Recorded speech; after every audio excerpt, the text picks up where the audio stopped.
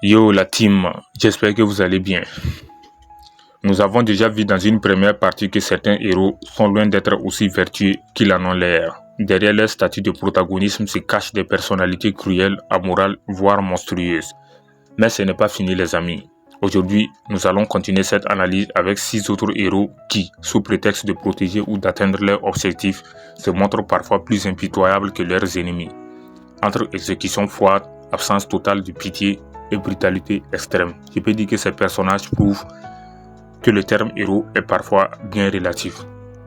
Préparez-vous les amis, car cette fois-ci, nous allons parler de Jinduyasha Shigekuni Yamamoto, précisément dans Bleach, qui est un leader qui ne recule devant rien pour la justice. Il y a Revi Black Lagoon, qui est une tueuse impitoyable. Il y a Tanya Degureshaf, précisément du Yujo Senki, qui est une enfant soldat sans âme. Il y a Kiria Zoldyck, précisément dans Hunter x Hunter, un assassin redoutable. Il y a Livet Ackerman, du SNK, qui est une machine de guerre sans compassion. Il y a Goulben Slayer, un exterminateur fanatique. Ces protagonismes sont-ils des héros ou des monstres? C'est ce qu'on va voir maintenant.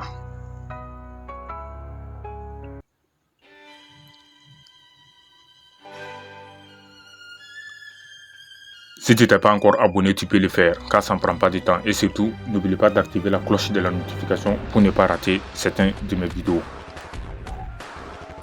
Donc, sans trop tarder, je vais commencer avec la première personne qui est Jinduyasha Yamamoto dans Bleach. Je vais vous parler de sa justice absolue, c'est-à-dire quoi? Le capitaine commandant du côté 13 est considéré comme un sage et un protecteur du CRT. Mais derrière son apparence de vieux maître bienveillant se cache un guerrier très impitoyable, prêt à tout pour maintenir l'ordre. Il dirige le côté 13 d'une main de fer, imposant une grande obéissance absolue. Il refuse toute pitié pour ceux qui transgressent les lois, même si cela signifie tuer ses propres subordonnés. Il était prêt à tuer Rukia sans chercher à comprendre la situation, ne tolérant aucune exception aux règles. Son combat contre Aizen et Iwash était d'une brutalité sans limite. Contre Aizen, je peux dire qu'il détruit tout autour de lui pour l'éliminer, quitte à sacrifier des alliés. Lors de la guerre contre l'externité, il utilise son Bankai de manière très destructrice que même ses propres soldats en sont gravement terrifiés. Il ne montre aucune pitié envers ses ennemis, cherchant uniquement l'éradication totale. Je peux dire que Yamamoto incarne la justice, mais une justice froide et radicale où la pitié n'existe point. La deuxième personne s'agit de Revi, précisément dans Black Lagoon. Je vais vous parler de sa plaisir du sang. Je peux dire que Revi est l'un des personnages les plus dangereux de Black Lagoon. En tant que mercenaire, elle tue sans remords et prend même du plaisir à massacrer ses ennemis. Elle abat des dizaines d'ennemis sans hésitation, souvent en souriant même. Elle ne fait pas de distinction entre civils et criminels. Il les massacre tous. Lorsqu'elle perd son sang-froid, elle peut tirer sur ses propres alliés. Elle se moque de la vie humaine et n'éprouve aucun remords après un carnage. Elle aime la violence et cherche constamment des conflits. Elle menace et humilie Rock, son propre coéquipier, juste pour le tester. Je peux dire que Revi n'est pas une héroïne, c'est juste une machine à tuer qui agit selon ses propres règles. La troisième personne s'agit de Tanya Degureshaf, précisément dans Yujo Senki. Je vais vous parler de l'ange de la mort.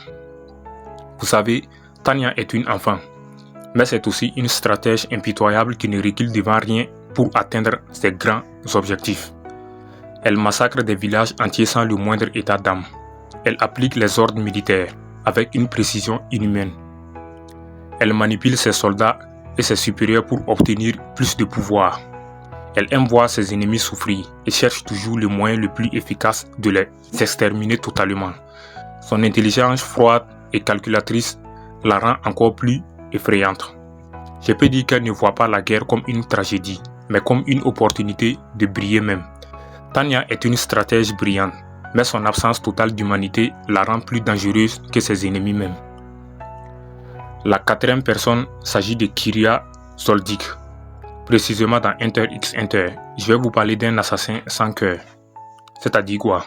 Vous savez, Kiria est un personnage adoré, mais derrière son sourire se cache un assassin implacable. Élevé dans une famille d'assassins, il tue dès son plus jeune âge. Il n'a aucune hésitation à éliminer ses ennemis, même de façon très cruelle. Vous-même vous le savez les amis. Je peux dire que son visage reste impassible face à la souffrance des autres. Il tue un membre du clan des Ariens en lui arrachant le cœur, sans sourciller même. Il peut éliminer un adversaire en un instant sans lui laisser la moindre chance. Il change radicalement d'expression lorsqu'il passe en mode tueur. Je peux dire que Kiria est un héros, mais il reste avant tout un assassin de sang-froid pur. La 5e personne s'agit de Livet Ackerman, précisément dans SNK. Je vais vous parler d'une machine de guerre. Je peux dire que Livet est respecté pour sa force, mais son manque total de compassion fait de lui un véritable monstre en combat. Il torture un homme grièvement blessé pour obtenir des informations. Il insulte et méprise ce qu'il juge très faible. Il ne montre aucune émotion en tuant ses ennemis. Il agit uniquement par devoir, jamais par empathie. Même lorsqu'il perd des amis proches, je peux dire qu'il reste froid et très concentré. Livet est un guerrier exceptionnel, mais son comportement froid et cruel le rend presque inhumain. La 6e personne s'agit de Goblin Slayer. Ici, je vais vous parler de son obsession de la vengeance, c'est-à-dire quoi?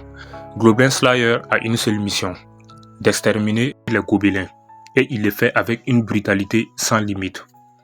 Il ne cherche pas à comprendre ses ennemis, il les massacre tous, sans exception même. Il use des méthodes cruelles pour éliminer les gobelins. Il ne ressent aucune émotion après ces massacres. Il est un héros, mais sa haine extrême le rapproche davantage à un grand monstre. Je peux dire que ces héros ne sont pas comme les autres. Ils n'ont ni compassion, ni remords, ni hésitation à utiliser la violence extrême. Alors sont-ils encore des héros ou des antagonismes déguisés? Dites-moi en commentaire les amis, lequel de ces personnages vous trouvez le plus malveillant. Je pense que c'est la fin pour cette vidéo. Si vous avez aimé, n'hésitez pas à la liker et à la partager. Ce qu'il y a, dites-moi seulement dans les commentaires, je réponds à tous les commentaires. Si vous voulez que je fasse des vidéos sur vos personnages préférés, n'hésitez pas à me le dire dans les commentaires. Merci.